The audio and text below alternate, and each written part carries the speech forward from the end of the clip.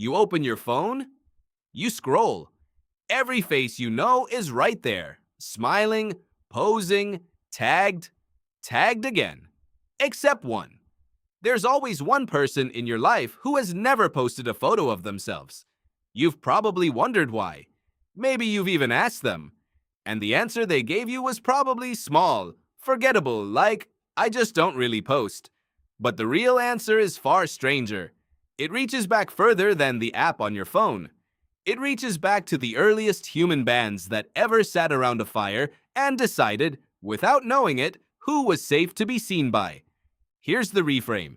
You think posting a photo is about vanity. You think not posting is about shyness. But visibility, to your brain, was never a small decision. For most of human history, being seen was a calculated risk. Who's watching you? What will they do with what they see? Your ancestors asked these questions every single day, and the ones who asked them well were the ones who survived long enough to have descendants. You are one of those descendants. Anthropologist Robin Dunbar studied hunter-gatherer bands and found something remarkable. Human beings evolved to track relationships within a group of roughly 150 people. Not more. Within that group, everyone knew everyone. Reputation was currency. Being seen doing something foolish could follow you for the rest of your life. Inside a group, you could never fully leave.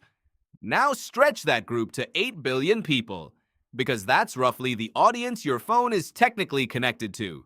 Your brain was never built for that math. So for some people, the ancient tracking system simply floods instead. Every photo posted online isn't read as sharing a nice moment.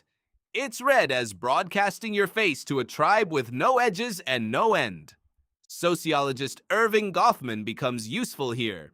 In the 1950s, he proposed that human beings are always performing.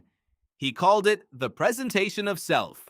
You have a front stage where you perform for an audience, and a backstage where the performance drops. For most of history, the backstage was private. Social media collapsed that separation. The front stage became permanent, searchable, resurfaced years later on an anniversary you didn't ask for. If there is no backstage left, where does the real self go? You'd assume the people who avoid posting are the anxious ones. Sometimes that's true. But MIT researcher Sherry Turkle found something more layered. The people most protective of their unphotographed selves are often the ones who value depth over performance. Constant self-presentation online can erode a person's ability to sit with themselves in solitude because there's always an audience waiting instead. The people who opt out are sometimes making a quiet bet that an unrecorded life is worth more than visibility. Think about what that means. The friend who never posts isn't necessarily more afraid than you. They might simply be running an older piece of software, the one built for 150 faces around a fire, and they've decided not to force it to run 8 billion faces instead. There's a darker layer too. For some people, the reluctance to post isn't philosophical, it's protective. Survivors of stalking or harassment learn that visibility has a cost most people never calculate. A face online is a face that can be found, followed, weaponized. Their instinct not to post is a rational response to a modern danger ancient wiring never had to prepare for, because your enemies used to live within walking distance, not inside a search bar. So two very different people can make the exact same choice. One is protecting an inner world that feels too fragile to broadcast. The other is protecting a physical safety that visibility would genuinely threaten. Both are listening to the same ancient signal. Now, flip it back to you. Every time you hesitate before posting a photo, some ancient part of your brain runs a calculation it has run for 200,000 years. Who is watching? What will this cost me later?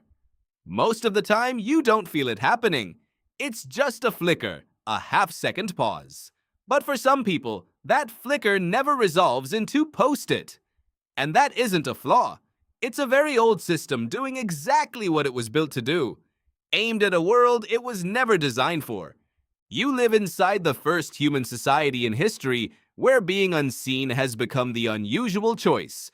For nearly all of human existence, Staying visible within your small, trusted group was survival, and staying hidden from outsiders was survival too.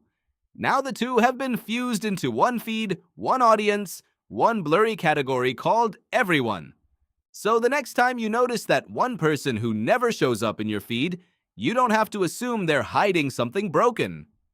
Somewhere behind their silence is the same fire, the same 150 faces, the same ancient question every human being has always asked before stepping into the light. Not how do I look, but is it safe to be seen? And for them, right now, the oldest part of their brain has quietly answered no.